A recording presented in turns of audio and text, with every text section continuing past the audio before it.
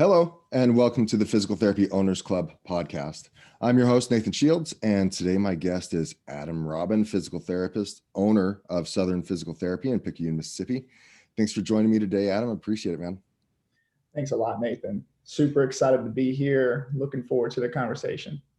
Cool. Well, I brought you on because you've had a ton of success over this past year. Especially in spite of the pandemic, you've been able to achieve a number of goals.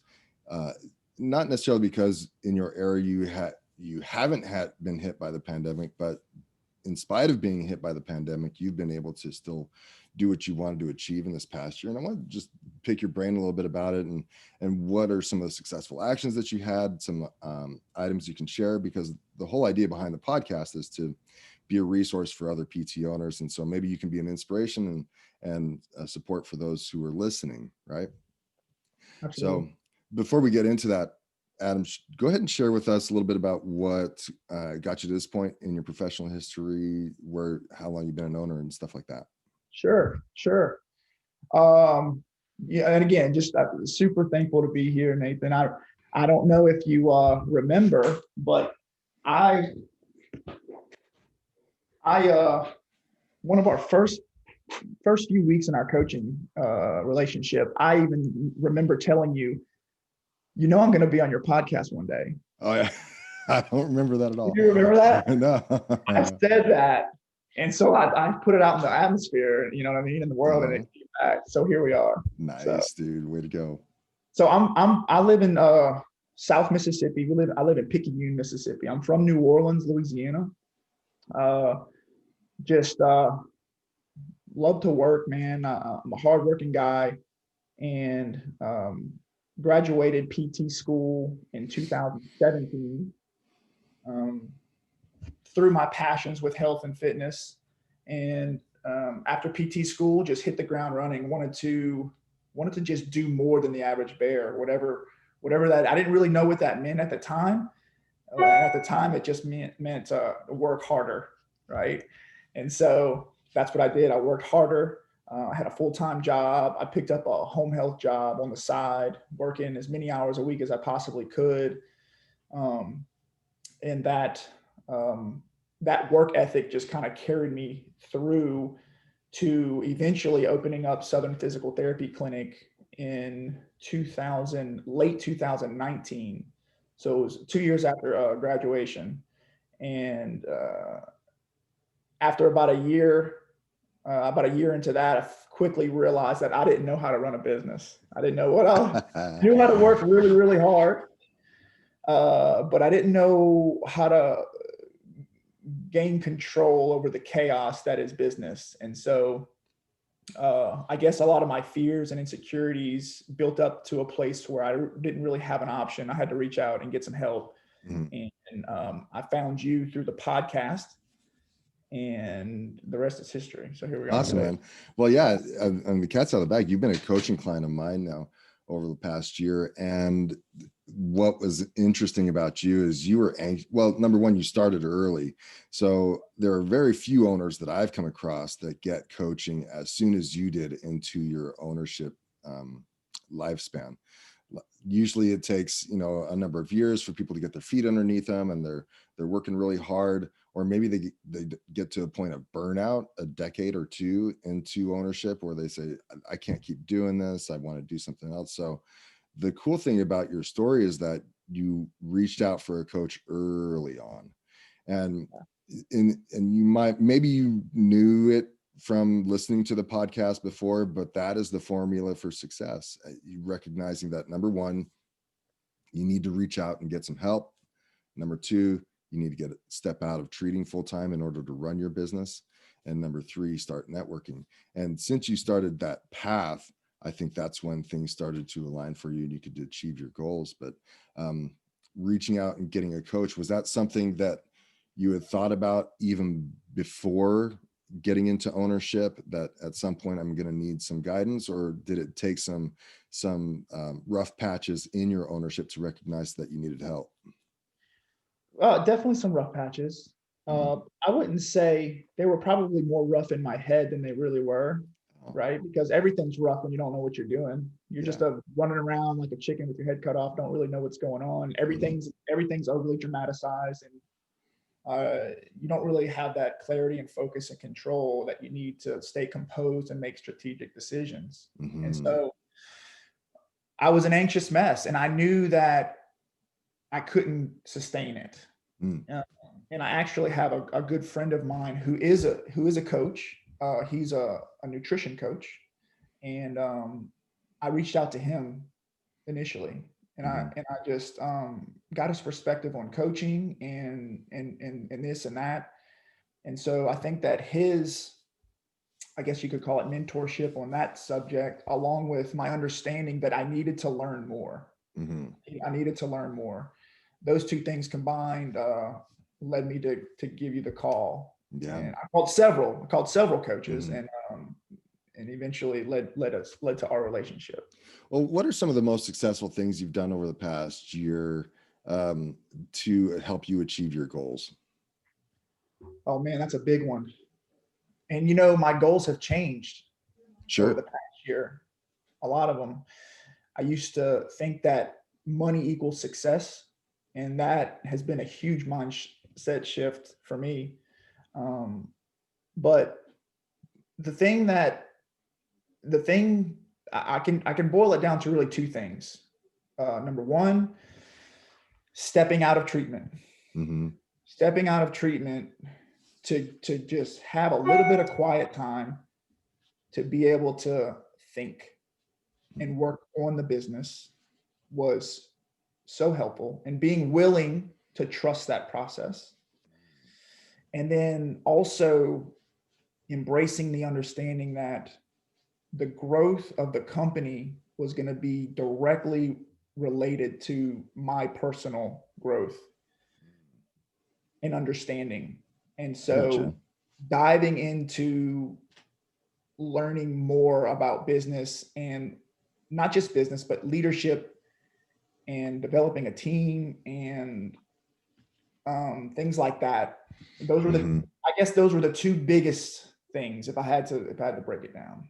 Well, and I want to get into that, but let's back up a little bit, because I want to delve into the mindset there. What was it that changed? And I think I'm kind of cut from the same cloth as you are, that the money is what equals success. What helped you change that mindset that you had, thinking, man, if I could just get more money, if I had more money, then I will be successful, per se. And where are you now along that? Reading books, a lot of reading. Really, when we first started, you and I really wasn't into reading. I knew I listened to a lot of podcasts, watched a lot of YouTube, but didn't really grasp the power that reading books could have on your mindset. I think that probably was the biggest influencer, and just being intentional about placing quality information like that in front of me on a consistent basis over time shifted my mindset in a way that gave me a lot of peace, clarity, focus, and understanding. So reading books was the big one. Was there one book or two books in particular that you recall being impactful? Well, getting control of my team was a big one. And so leadership and self-deception was a huge one. That was a huge leadership book for me. Yeah. Crucial Conversations was a huge one. Yeah. It was a huge leadership book for me. What is it? 5 Dysfunctions of a Team. Yeah. Huge one. The E-Myth Revisited. I mean, I can go on and on. I've read all these books over the past 6 months. Yeah. And they're classics. Those were huge, man. Yeah, exactly. Yeah. Think and Grow Rich, was that on the list? Did you read that one too? Well, I read that one. That was an older one that I've read before. Oh, okay. Gotcha. And so, but reading those other books helped me kind of tie it together. you know? Yeah. And give you some things, some tools to work with, and recognize that. And that leads into where your personal growth equaled company growth, Yes, right? indeed. Yeah. One a recent podcast episode, maybe it's the one prior to this one, is a conversation with Jenna Gourlay about how to have hard conversations with your team. And that's not something that we typically learn, right? Anywhere. I mean, you don't necessarily learn how to have hard conversations in college. I mean, you have to read the books, you have to find the coaches to help you have those hard conversations. And that and having hard conversations can be one of those things that if you improve on that personally, as a leader, then your company is going to improve with it, because you're addressing the important aspects of the company that need to be addressed. People need to be held accountable. They need to be taught. There needs to be buy-in. You have to align purposes and values with those conversations. And that your conversation here reminds me of that conversation there, because as we grow as leaders and having important conversations is just one example of that, our company will grow as well as we have those hard conversations. Was that something that you had to learn, like how to be a leader? Is that what you gleaned from a lot of these books, and how to act better? Or did you think that was something that came naturally No. Well, I guess you could call it naturally, but it wouldn't have happened without the reading, without the books? So, without the books.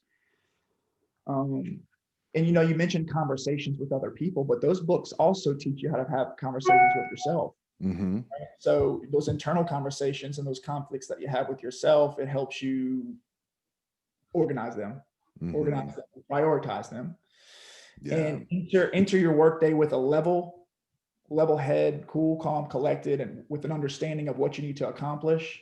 And developing, like you said, having those relationships with your team just really further develops the culture of your organization. And mm-hmm. it's a powerful thing, really powerful thing. You said one of the other things that you realized is getting pulling away from treating, so that you had the time to work and think about your business. That quiet time became really important to you, and something that you recognized that you really needed. What was there a something that you noticed that was dramatically different in your thought processes when you weren't treating full time, that you could say, I'm wondering if there was kind of a light bulb moment, I guess is what I'm asking, where you said, oh, now that I'm not treating it, I'm actually thinking about these things, or I have the time and energy to consider blank. Right. Did you have any of those light bulb moments? I think it was a series of light bulb moments, Really? right?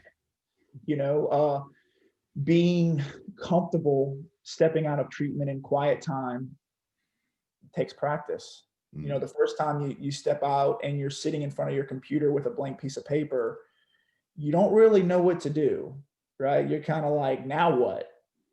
Now I'm just sitting in here by myself, and now what do I do?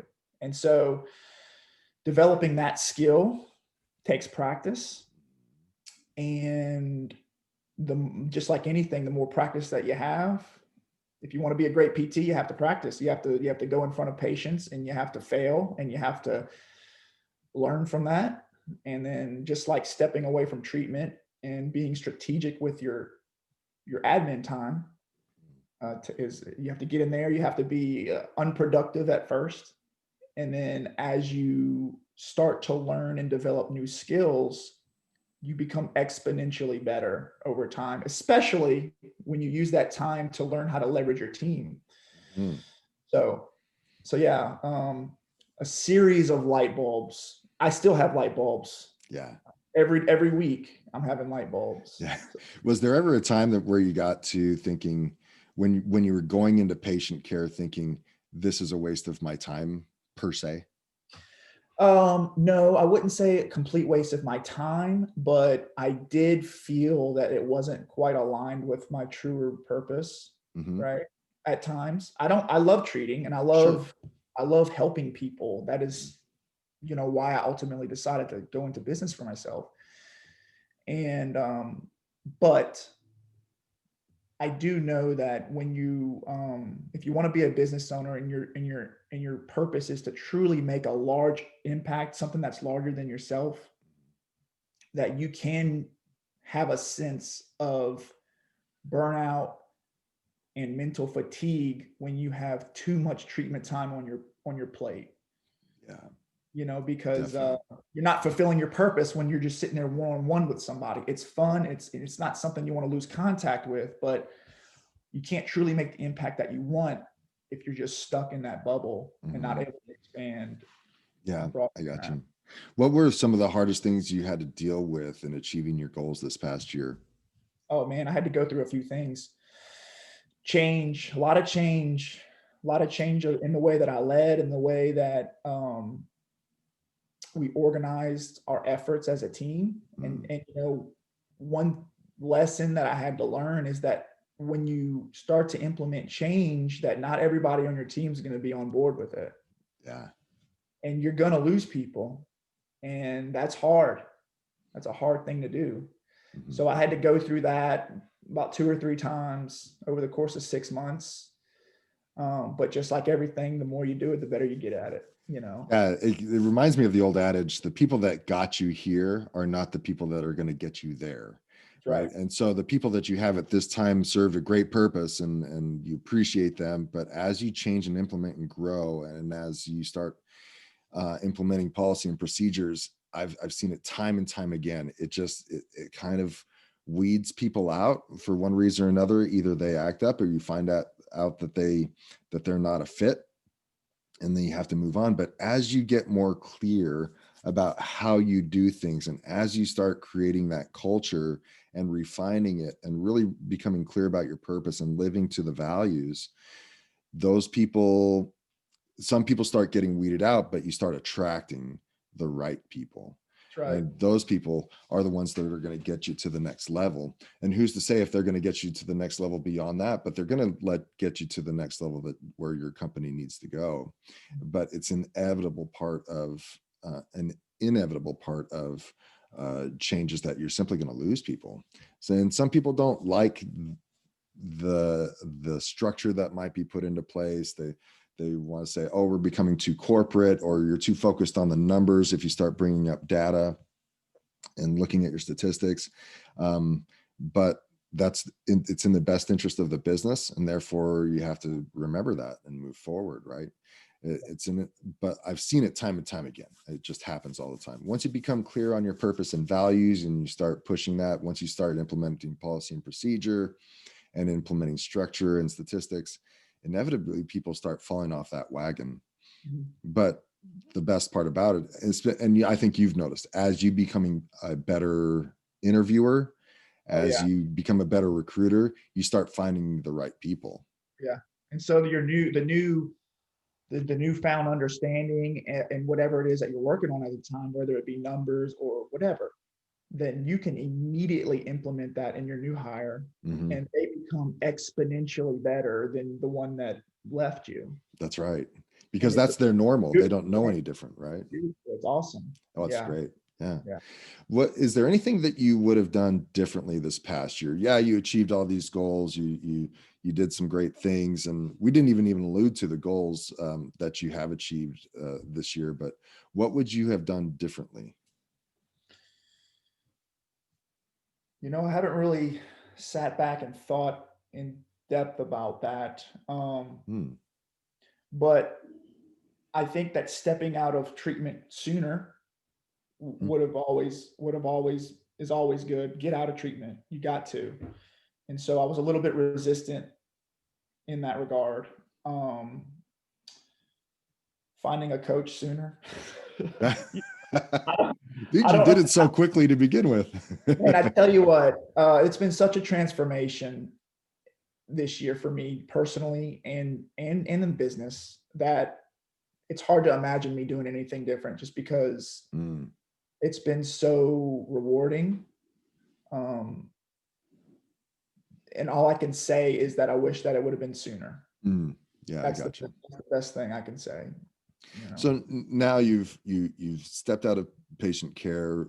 Before we started recording, you started telling me some of the issues that you're having and pandemic related and stuff like that, and people falling off the wagon. So you're not without your issues at this point, right? It's not blue sky, easy sailing. But what is your focus on now, where you're at? Well, just to give you just to paint a picture, a quick picture of where I was before. I was treating in the clinic full time with me and a PTA, and I was completely overloaded with treatment and overwhelmed and didn't really have much structure. Currently, I am not even on the schedule anymore.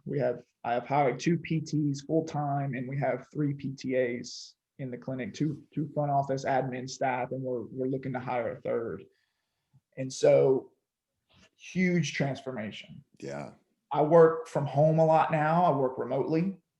I meet with my team, and my focus is on empowering them in whatever it is that they're trying to accomplish. Um, Help them understand some of the things that I've learned to understand, so that they can be better at what they do. And So so, what does that mean to empower them? What exactly are you doing to empower your team? Because I agree, the next step to most people's growth as they're stepping out and developing policy and procedure and developing leadership teams is the next step, right? If that's where you want to go, if you want to expand, if you want a bigger clinic that's not dependent upon you, or if you want another clinic outside of the place where you currently exist, you have to get the right people in place. So, but what are some of the tools that you're using to empower them? policy and procedure is huge. Mm. Is huge. Really dialing that in and becoming obsessed with your policy and procedure to understand that. I mean, that's your problem solving template, period. So identifying the biggest problems that there are in the company, the ones that give you the biggest headache, and creating systems that solve that instantaneously. That's huge. And then Yeah. also, um, embrace instilling that understanding into your team, that this is the policy and why it's the policy, and then providing tools, whether that be checklists or systems or reports that they can utilize to hold themselves accountable, and all the while helping them understand the purpose of why we're doing what we're doing. Mm-hmm. And so that is empowering the team. Yeah. So they become more efficient, more effective. They have a fulfilling place to work, and they enjoy their work more. Yeah. And so results come. Yeah. I still remember that from a episode with Roland Cochran, and here's and Roland is a guy in Oregon who he travels the country and still checks in with his physical therapy clinics. Well, I shouldn't say travels the country. He travels the world and still checks in with his physical therapy clinics, and they are successful because his sole mindset is to create a foundation for which his employees can succeed. Amen. And so whatever he does is for that purpose, and that is policy and procedure, reports, statistics to monitor, and what to do when they're going up, what to do when they're going down. He's got this all dialed in, all meant to empower his team. Exactly what you said there. Empower other people to do it, and the effect you can have in doing that becomes multiplied and exponentialized, if that's a word. Your effect as a provider is one-on-one, and it's that one patient that you work with every half hour. But now if you empower a number of providers, well, now you've just multiplied your effect, and you've multiplied your purpose beyond just yourself doing the work, right? And so that's definitely the next step. Do you have them reading some of your same books as well, or are you sharing YouTube snippets and inspirational things like that? No, I don't. Some of the members of the leadership team, definitely, we talk about books, and we talk about ideals, right? Some things that we really want to hold true to in the Okay, company, cool. that are from the books. Yeah. But I do a lot of teaching and Cool. coaching, um, especially when there's a problem and that I help them solve. There you go. I use the principles that I've learned in the books. Mhm. Uh, I don't necessarily reference that directly to them, but Sure. I that's my understanding that I Mhm. that I give to them, right? Yeah, and that's part of it, right? Empowering them is coaching them. Just Right. like just like you needed a coach, they need coaches as well.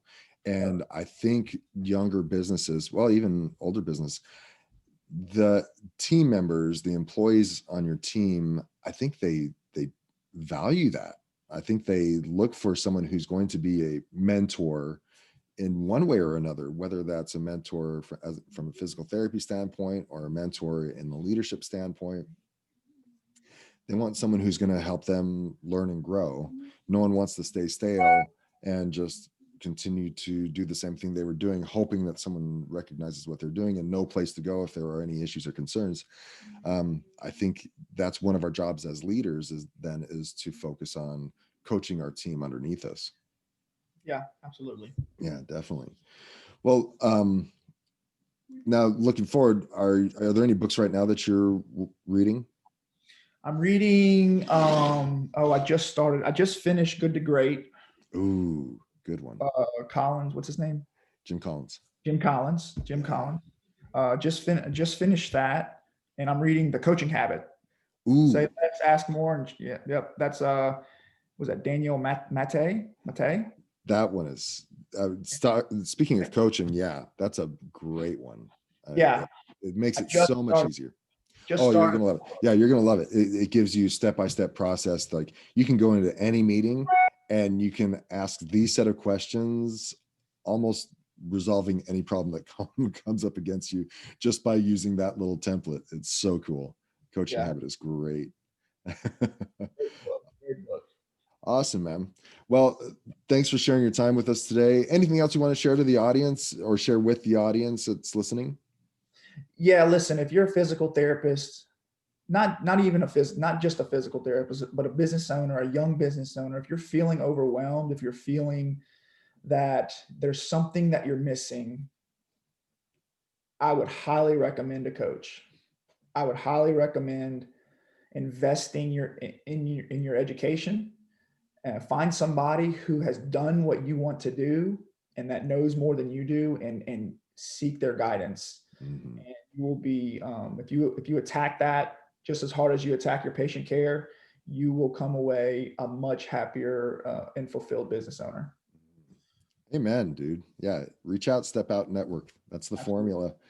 It's the way it got it. You got it done. You achieved some great things this past year. Again, congratulations. I look forward to see what you're able to achieve here in the next year or two, because I know you have big plans. Yes, So we're going sir. to see great things from Southern Physical Therapy. But thanks for your time today, Adam. I appreciate it. Yep, absolutely. Thanks a lot, Nathan.